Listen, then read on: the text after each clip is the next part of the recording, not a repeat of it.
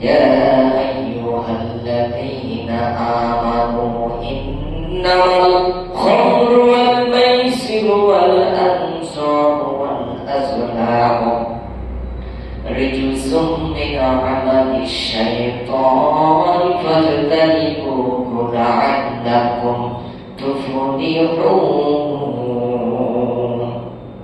আলহামদুলিল্লাহ।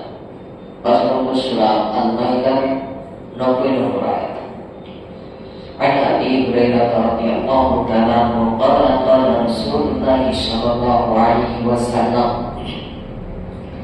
إن الله يقول يوم القيامة إن الله يقول يوم القيامة أين المتحبون بجلالي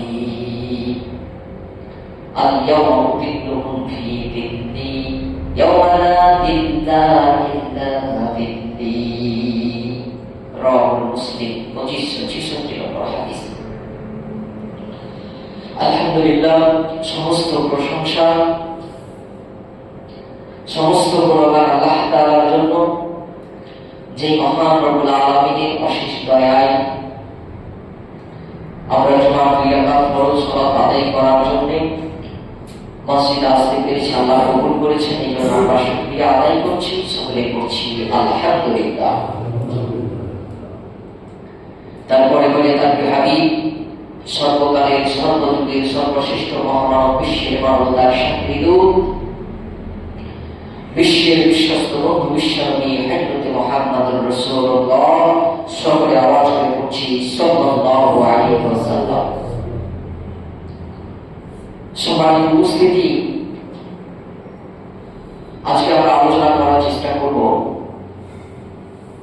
বর্তমান খেলাধুলা নিয়ে। খেলাধুলা সম্পর্কে কোরআন এবং সহিহ হাদিস কি বলে, ইসলাম কি বলে। রিসেন্টলি যে আমরা খেলাধুলাকে সাপোর্ট করছি, অংশগ্রহণ করছি, বিভিন্নভাবে তাদেরকে অনুসরণ করছি, অনুকরণ করছি, আসলে এই বিষয়ে ইসলাম কি বলে সেটা আমাদের জানা মুসলিম হিসাবে একান্ত জরুরি।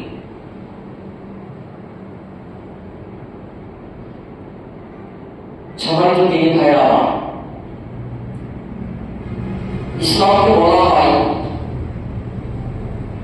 ইসলাম is the complete code of life. ইসলাম একটি পরিপূর্ণ জীবন ব্যবস্থা। সবাই বলি আলহামদুলিল্লাহ। ইসলামে এমন কোন দিক নাই, এমন কোন বিষয় নাই, এমন কোন জিনিস নাই যে বিষয়টা, যে দিকটা সমাধান ইসলাম নিখুঁত ভাবে করে। সবাই বলি সুবহানাল্লাহ। তো খেলা সম্পর্কে ইসলাম আপনাকে, আমাকে, আমাদেরকে সঠিক পরামর্শ দিয়েছেন। কোন খেলা হারাম আর কোন খেলা বৈধ। মানুষের যেমন দৈহিক চাহিদা রয়েছে, তেমন মানসিক চাহিদা রয়েছে। এই উভয় দিক দিয়ে আনন্দ দেওয়ার জন্য ইসলাম আপনাকে আমাকে খেলাধুলার সুযোগ দিয়েছেন। সকলে বলি আলহামদুলিল্লাহ। তবে সেই খেলাধুলা, যেই খেলাধুলার উদ্দেশ্য হবে শারীরিক ব্যায়াম, মানসিক আনন্দ, হারামের আশ্রয় না থাকা, অশ্লীলতা না থাকা, জুয়া না থাকা, বিভিন্ন রকমের গান বাজনা ইত্যাদি ইত্যাদি, অধিক সময় নষ্ট করা, নামাজ থেকে দূরে সরিয়ে দেওয়া, আল্লাহর জিকির আজকার থেকে দূরে সরিয়ে দেওয়া,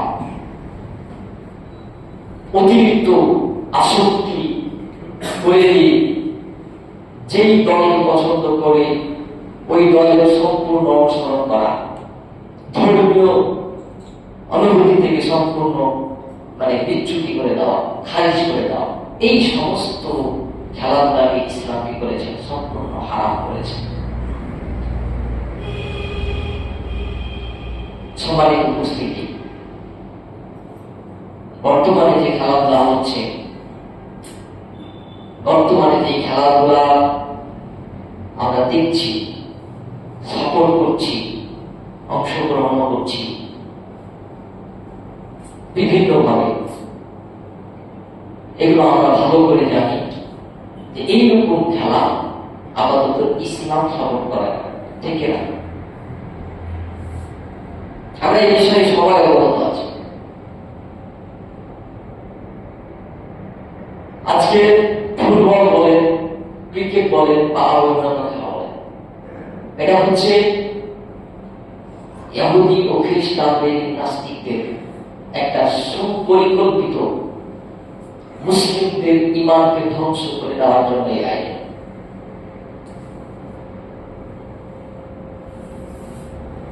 কারণ ক্রিকেটে, ফুটবলে যতটা জুয়া হয়, এইরকম জুয়া যদি তারা জুয়া নাম দিয়ে আয়োজন করে, তারপরে এতটা জুয়া হবে না, ঠিক না? যদি জুয়া নাম দিয়ে কোনো আয়োজন করা হয়, যেটা জুয়া খেলা, তো ক্রিকেটে, ফুটবলে যতটা জুয়া হয়, এতটা জুয়া অন্য কিছু হবে না। প্রত্যেকটা রানে রানে জুয়া, প্রত্যেকটা বলে বলে জুয়া, প্রত্যেকটা পিল্লারে পিল্লারে জুয়া, প্রত্যেকটা দলে দলে জুয়া।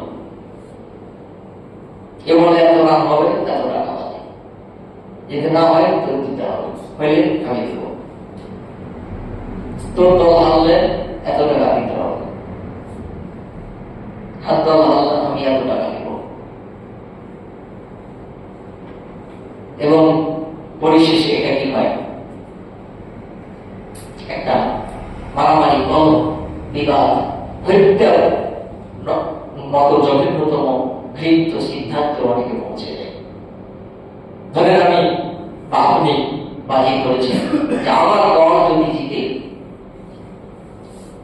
তাহলে 5 লাখ টাকা দিতে হবে, আর আমার দল যদি হারে তো 5 লাখ টাকা, এই বাজি। এখন আপনার দল হারিয়ে গেছে, আপনাকে 5 লাখ টাকা দিতে হচ্ছে।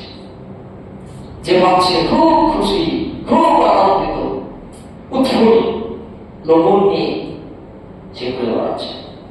আর যিনি হারলেন, তিনার যে কতটা কষ্ট, কতটা বেদনা, কতটা যন্ত্রণা তিনি জানেন। তিনি তার সাথে কথা বলা বন্ধ করে দেয়। তিনি এমনও হয় যে তাকে মারার পরিকল্পনা, যেন ওই টাকা আমি নেব, শত্রুতা তৈরি করে।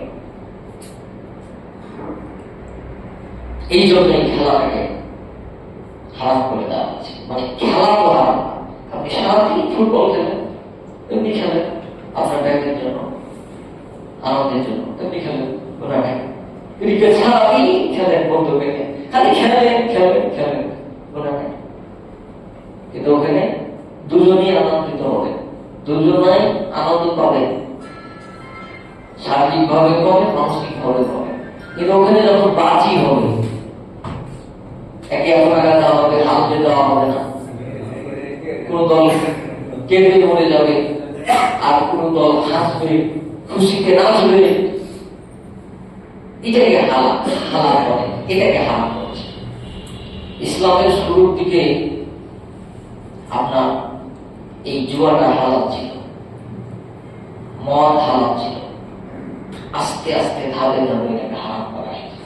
সাহাবীরাও বাজি ধরতেন, যে এটা করতে পারলে এটা তোকে এই মুখটা খেলা খেলেছেন, খেলাধুলা করেছেন, হারলে তোকে এত টাকা দিতে হবে। তো উট জবাই করে, যে যিনি হেরে যেতেন তিনি উট দিতেন, উটটাকে জবাই করে আমার গরিবদের মাঝে বিয়ে দেন। দেখতে মনে হইত দান, কিন্তু ভিতর ভিতর কি জীবন, মানে উনি তো দিতে চাচ্ছেন না, ওনার কাছে জোর করে নেওয়া হচ্ছে। উনি হেরে গেছে, কি করবে, দিতে হবে। এই যে দিতে চাচ্ছেন না, জোর করে দিতে হচ্ছে, কষ্ট হচ্ছে, এই কষ্টটাই ইসলাম তাকে দিতে চান না। সকলে বলি আলহামদুলিল্লাহ। এই জন্য ভাইয়েরা আমার, আল্লাহ রাব্বুল আলামিন তার মহান গ্রন্থ পবিত্র কোরআনুল কারীমের ভিতরে আয়াত নাযিল করে জানিয়ে দিলেন। 5 নম্বর সূরা আল মাইদার 90 নম্বর আয়াতে বলেন, ইয়া আইয়ুহাল্লাযীনা আমানু ইন্নামাল খামরু ওয়াল মাইসিরু ওয়াল আনসাবু ওয়াল আসলামু রিজসুম মিন আমালিশ শাইতান ফাজতানিবুহু লাআল্লাকুম তুফলিহুন। সবাই বলি সুবহানাল্লাহ। রব্বুল আলামিন বলেন, হে পৃথিবীর মুমিনেরা, হে ঈমানদারেরা, হে বিশ্বাসী লোকেরা, নিশ্চয় প্রকৃতপক্ষে মদ, জুয়া, প্রতিমানকারী এগুলো সবই শয়তানের অপবিত্র কাজ, ঘৃণিত কাজ। এই সমস্ত অপবিত্র কাজ থেকে তোমরা কি থাকো, বিরত থাকো, নিজেকে সম্পূর্ণ বিরত রাখো। লাআল্লাকুম তুফলিহুন, যাতে করে তোমরা কি করতে পারো, সফলতা অর্জন করতে পারো। তাহলে এই আয়াত থেকে স্পষ্টভাবে প্রমাণ হয় যে মদ, জুয়া, প্রতিমা, লটারি এগুলো সবই কি শয়তানের অপবিত্র কাজ। আর এগুলো থেকে যারা বেঁচে থাকবে তাদেরকে আল্লাহ কি বলেছেন, সফল বলেছেন। যে আপনি যদি সফল হতে চান, ইহকালীন পরকালীন উভয়কালে সফল যদি হতে চান, এই সমস্ত শয়তানি কুকর্ম থেকে আপনাকে, আমাকে, আমাদেরকে বেঁচে থাকতে হবে। এই আয়াত থেকে স্পষ্ট প্রমাণ হচ্ছে যে কি এই জুয়া সম্পূর্ণ হারাম। অথচ আজকে আমরা এই জুয়াটাকে বেছে নিয়েছি। একজন মুসলিম যখন কোন কাজ করবে, কোনো কিছু করবে, কাউকে সাপোর্ট করবে, সমর্থন জানাবে, অনুমতি জানাবে, যেটাই করুক না কেন, সেটার জন্যই তাকে ইসলামকে সার্চ করতে হবে যে এই বিষয়ে ইসলাম আমাকে কি বলে, ঠিক না? এটা হচ্ছে প্রকৃত মুমিনের বৈশিষ্ট্য, প্রকৃত ঈমানদারের বৈশিষ্ট্য, যে আমি এই জিনিসটা করছি, এই জিনিসে আমাকে ইসলাম অনুমতি দেয় কিনা। আপনারা ইহুদি, খ্রিস্টান, বেদুইন, নাস্তিক যারা, বিশেষ করে নাস্তিক, তারা কোনো কিছুই সার্চ করবে না, তারা কোনো ধর্ম বিশ্বাস করে না।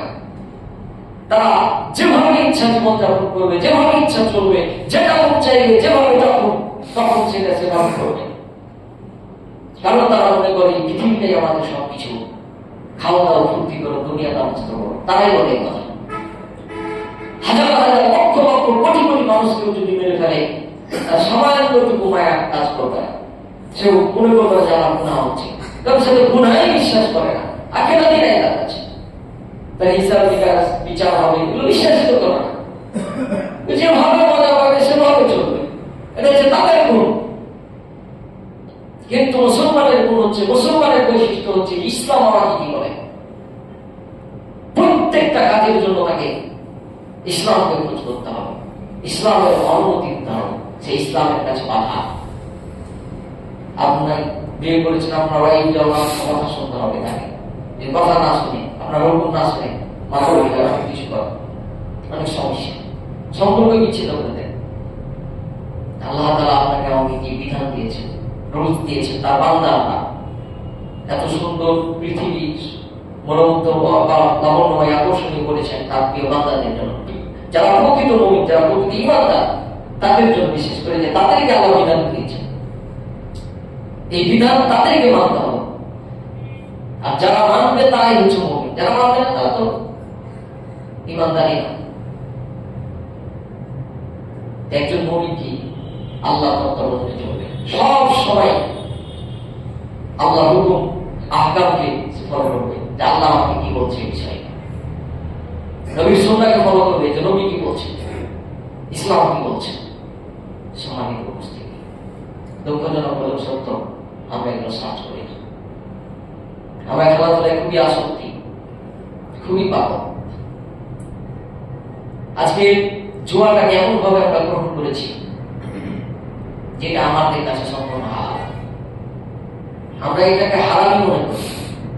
আজ থেকে 20, 25, 30, 40 বছর আগে ঘটনা যদি বলা যায়, তো কেউ যদি জুয়া খেলেছে তো নিজেকে খুব ভাড়া দিয়ে নিয়েছে, নিজে নিজেকেও যে মানে ভেবেছে যে আমি খুব ভালো, আমি জুয়াটা খেলছি,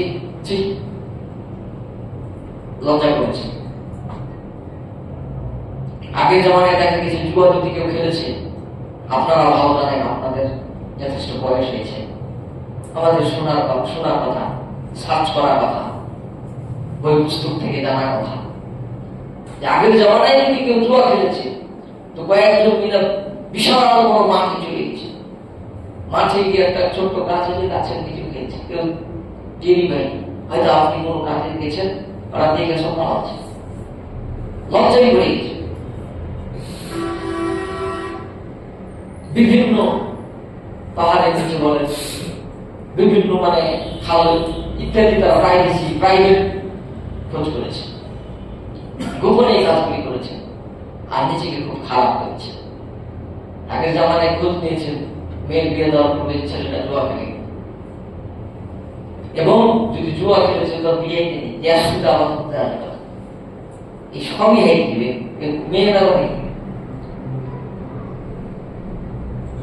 আর এখন স্মার্ট বাপ বেটা হাজি মাঝি হাজি গাজি মুর্শি মুরগি সব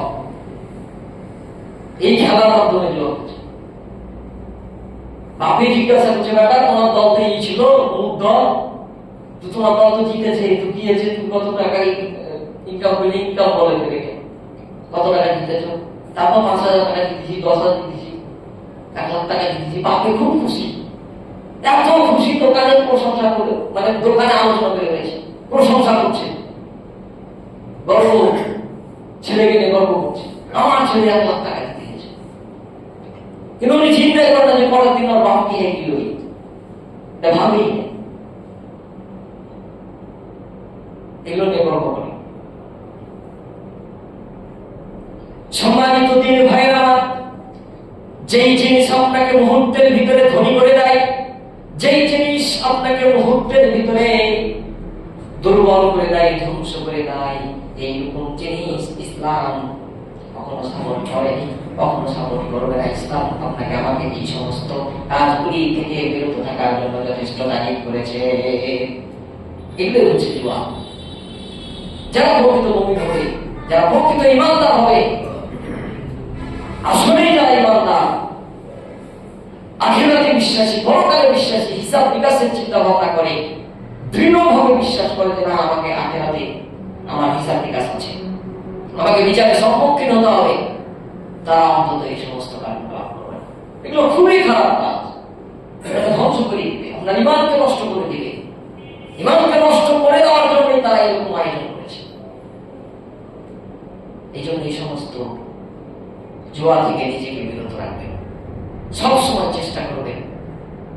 আপনি যদি চেষ্টা করেন, ইনশাআল্লাহ, if you try must be successful, আপনি চেষ্টা করলে সফল হবেন। আল্লাহ দয়া করবেন, রহমত নাযিল করবেন। আল্লাহ আমাদের সকলকে সঠিক বুঝ দান করুন। এই সমস্ত শয়তানি অপবিত্র কাজ থেকে তুমি আমাদেরকে রক্ষা করো, সকল বলে আমিন। ভাইরা, যেই খেলাতে জুয়া আছে, বলছিলাম খেলাধুলা সম্পর্কে, যেই খেলাতে জুয়া আছে, নারী আছে, অশ্লীলতা আছে, যেই খেলা আপনাকে নামাজ থেকে দূরে সরিয়ে দেয়, যেই খেলা আপনার সময় নষ্ট করে, লেখাপড়ার ক্ষতি করে, আল্লাহর জিকির আজকাল তাসবিহ তাহলিল থেকে দূরে সরিয়ে দেয়, বেশি আসক্ত করিয়ে দেয়, তাদেরকে অনুসরণ করতে শেখাই, তাদেরকে অনুকরণ করতে শেখাই, সেই খেলা দেখাও যাবে না, সেই খেলা সাপোর্ট করা যাবে না, সেই খেলা অংশগ্রহণ করা তো দূরে থাক, তাদেরকে বন্ধু রূপে গ্রহণ পর্যন্ত করা যাবে না। সেই ব্যাপারে স্বয়ং আল্লাহ তাআলা রব্বুল আলামিন আপনাকে আমাকে তার মহাগ্রন্থ পবিত্র আল কোরআনুল কারীমের ভিতরে ইনফর্ম করলেন। 5 নম্বর সূরা আল মাইদার 3 নম্বর সূরা আল ইমরানের 28 নম্বর আয়াতে রব্বুল আলামিন বলেন, ইয়া আইয়ুহাল্লাযীনা আমানু লা ইয়াত্তাখিদিল মুমিনুনাল কাফিরিনা আউলিয়া মিন দুনিল মুমিনিন, লা ইয়াত্তাখিদিল কাফিরিনা আউলিয়া মিন দুনিল মুমিনিন। এখানে আল্লাহ বলছেন, হে বান্দাগণ, হে বিশ্বাসীগণ, তোমরা মুমিনকে ছাড়া কাফিরদেরকে বন্ধু রূপে গ্রহণ করো না, কাফিরদেরকে সঙ্গী রূপে গ্রহণ করো না, কাফিরদেরকে অভিভাবক হিসেবে গ্রহণ করো না, কাফিরদেরকে নেতা হিসেবে গ্রহণ করো না, কাফিরদেরকে তোমাদের পার্টনার হিসেবে সাপোর্টার হিসেবে গ্রহণ করো না। ওমাই ইয়াফআল যালিকা ফালাইসা মিনাল্লাহি ফি শাইইন, যদি এমনটি করো, যারা এটা করবে তাদের সাথে আমি আল্লাহ আমার সম্পর্ক নাই। কতটা ভয়ানক কথা, কতটা ভয়ঙ্কর কঠিন কথা, ডেঞ্জারাস কথা।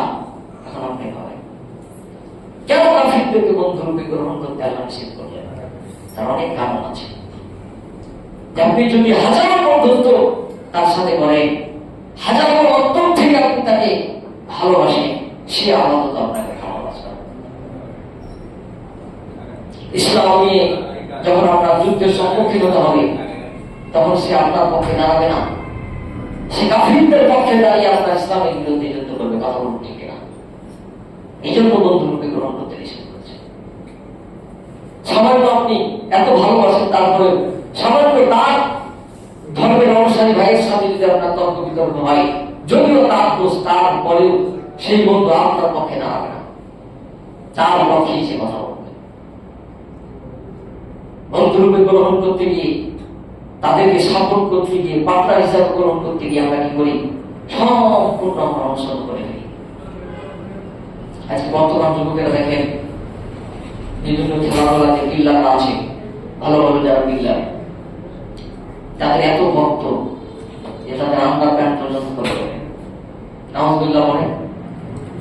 সে কি গেঞ্জি গায়ে দেয় ওইটাও গায়ে দেয়, কিভাবে প্যান্ট পরে ওই প্যান্টটাও পরে, প্যান্টের কোন জায়গাটা ছিল ওখানটা ওই ছিঁড়েই দিবে, দোকানদার দিকে ওগুলো ছিঁড়ে দেওয়া হবে, অল্প লাগবে।